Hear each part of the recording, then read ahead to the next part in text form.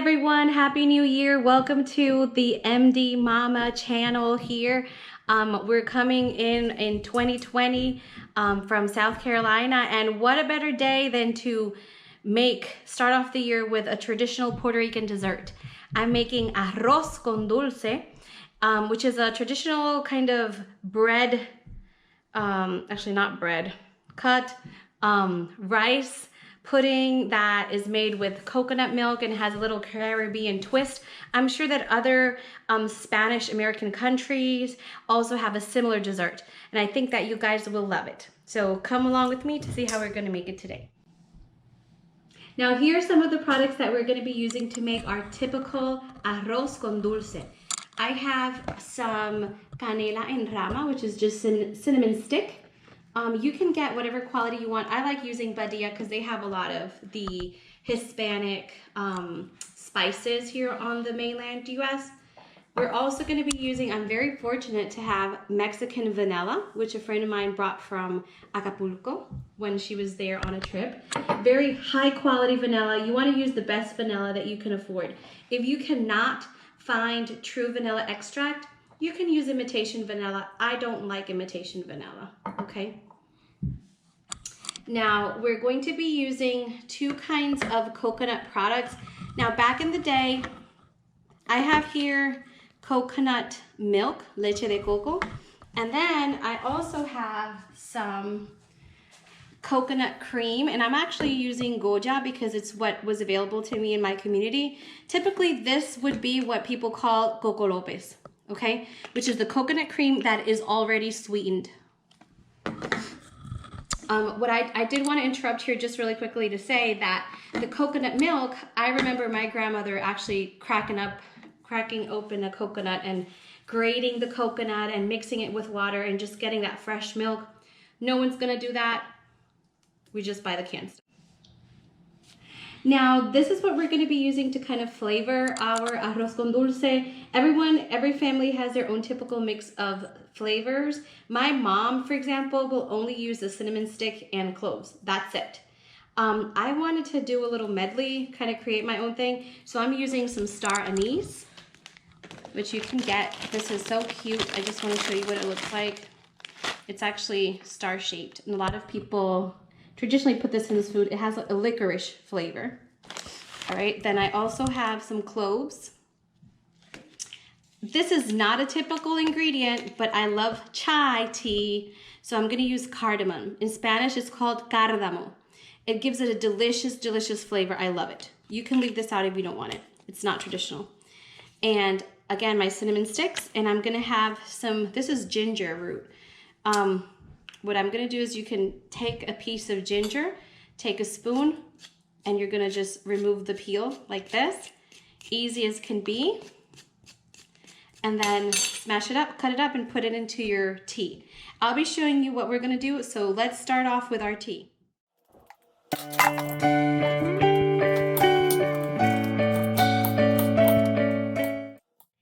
Hey you guys, so I wanted to take a break from my tea and chopping up all of my ingredients to just show you what type of rice I'm using. You want to use, this is an actual typical Puerto Rican rice. It's called arroz rico. It's a medium grain rice. Now what does that mean? For this recipe, you're not going to use a long grain rice. You're not going to use an extra long grain rice that you would be using to maybe make savory rice dishes like paellas and things like that. I've left like about 4 cups of the rice soaking overnight, or at least 2 hours in water. You see how it has this small texture. If you cannot find medium grain rice locally, I would recommend that you use a rice that you can use for risotto, maybe an arborio Italian rice. That works very nicely with your arroz con dulce too. And believe it or not, sometimes it's easier to find in your local supermarkets, okay? So in a little saucepan, I've put in about 2 cups of water. I've chopped up and cleaned my ginger. I'm gonna throw that in because we're gonna start kind of making a little chai-like concoction. I have about 2 star anise. Can put these 2 in. Aren't they cute? That goes into my pot. I'm gonna add about 6 to 8 cloves. Cloves are very potent. I don't know if you guys have ever really seen what cloves look like. But a lot of Spanish meals have this wonderful cloves. I have about 6 cloves. Let me add 2 more in there. I'm gonna add about 4 cinnamon sticks. Oops, sorry. 1, 2, 3. And I like to do this to try to break it apart, because then you get more of a surface area, maybe a little more bang for your buck. And cinnamon sticks are really expensive. And then I'm gonna take my cardamom. The way that you use cardamom, it's a pod. Let me just show you again what it's looking like here. You're gonna take the cardamom and you can just throw it like this. I was trying to open it up, but I wasn't able to. So I'm gonna use about 3 cardamoms because they do have a very strong flavor. All right, it smells so good already. Oh my goodness. Let me just show you what I have here in my pot of water, and come over here to the kitchen to this. So I'm gonna take this and just start it to a rolling boil, and then I'm gonna put it into kind of a medium-high heat. And you're gonna let that simmer and kind of blend in for at least 20 to 25 minutes. So I just wanted to show you guys that I've measured out about 3 cups of rice. The one that I've had soaking. I wanna show you what this looks like. It's starting to warm up and it's starting to have such a great smell here. I really like that. And I just want to show you that I don't have, traditionally this is made in a cardero, but I don't have a cardero. So I'm going to just be using a saucepan. So forgive me, everyone that knows that this is not the authentic way of making it. Basically what we're going to do now is once this has been boiling for about 20 minutes, 25 minutes, and those flavors, that smell, those aromatics have been released, we're going to take it and we're going to throw it in here, mix up our coconut milks together, put in our raisins, which I'm going to talk about in a second, and then we'll be good to go. So I just want to show you how beautiful my tea is done. It has sort of like an amber color. The cardamom pods have swollen up. There's a great fragrance in the air. What I'm going to do now is just remove all of my spices except my cinnamon sticks. My cinnamon sticks I'm going to be just transferring into my soaked rice, and I'm just going to be taking the pieces that are a little like not shredded. I don't want anyone to get any cinnamon shreds in their mouth. Okay, so that's all I'm going to do. Now the rest of the solution I'm going to strain. I have a tiny little strainer, you guys, I'm so sorry. So what I'm going to do is carefully strain the liquid into my pot. I don't have, like I said, a real cardero. Sorry, oops, I had 2 cloves escape. I'll just fish those out because no one wants to get cloves in their arroz con dulce because they kind of hurt your mouth.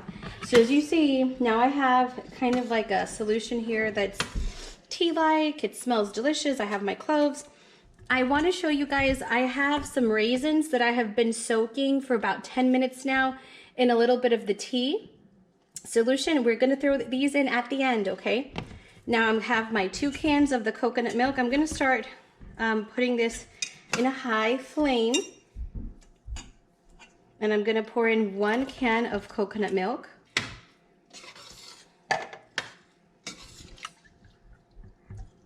And I'm going to let that warm up, and then we'll see if we need the other one. And I'm going to add some vanilla. I like to add, I kind of eyeball this. About 2 tablespoons of vanilla is fine. Oops. All right, I'm gonna give that a nice little stir. Our arroz con dulce is gonna have like a little brownish color. I'm gonna add some salt because you always need a little bit of salt to counteract your sweetness. And then we're gonna let this kind of boil for about 15 minutes, and then we're gonna lower the flame to medium heat. Hey you guys, so I just wanted to show you that this is having a nice rolling boil. And I don't know yet if I'm going to be able to have to use the 2nd can of coconut milk because This looks kind of watery to me. Arroz con dulce is not gonna have you don't want a hard texture, but you don't want mush. So we're gonna have to watch this, okay? I also wanna just halt the video for a second here and thank Alex Carbon Creations for their collaboration with this video. They're who are behind the camera today. So if this is a good video and you know you like how it was shot, why don't you subscribe to their channel and like. They have a lot of great content that is very different from my channel, but I think you'll enjoy it as well. So what I did while you guys were out on break is I dumped my soaking raisins in here, and I just wanted you to see how thick and creamy and delicious this is. Now, it's not done yet, but you can see how it's definitely thickened up. You see it's at a low boil. I tasted the rice a little while ago. It's firm, it's still not done, so we still have to wait some more. So we're back. I covered this for a while. It's nice and lost a lot of the moisture. So what I'm gonna do now, oops, is just give this, I'm gonna lower the heat again to even lower. I'm gonna give this a nice little swirl to kind of see what the texture is like. And what I'm gonna do is add my coconut cream. This is already flavored and it's sugary and it's deliciously creamy. So I'm gonna start off with 1 can and then I'm gonna see what the flavor is. I have not yet added any sugar to this recipe because my coconut cream is already sweetened. What I'm gonna do now is just very gently, because the coconut cream will start to melt once it's thrown into this hot saucepan. So I'm just going to very gently start working this way in and kind of just mixing all of my rice. And I do want to apologize because I don't have a caldero. That's why, again, this is kind of being a little hard to mix around here, okay? We'll be back in a second. Hey you guys, we're back. This has been cooking for about 15 to 20 minutes on kind of a lower flame. I'm uncovering this. Would you look at this, you guys? I'm gonna take my spoon and I'm going to start just kind of fluffing it up so you can get a sense of the texture. It's very sticky, it's very moist. And what I'm gonna just do is move the edges towards the middle. And then I'm gonna have a taste, make sure that the grain of the rice is cooked. Then we're gonna start the finishing product is, I'm gonna use these aluminum pans that I got at the store to kind of just set them in. And what you're gonna do, let me actually give this a little taste. All right, let's see.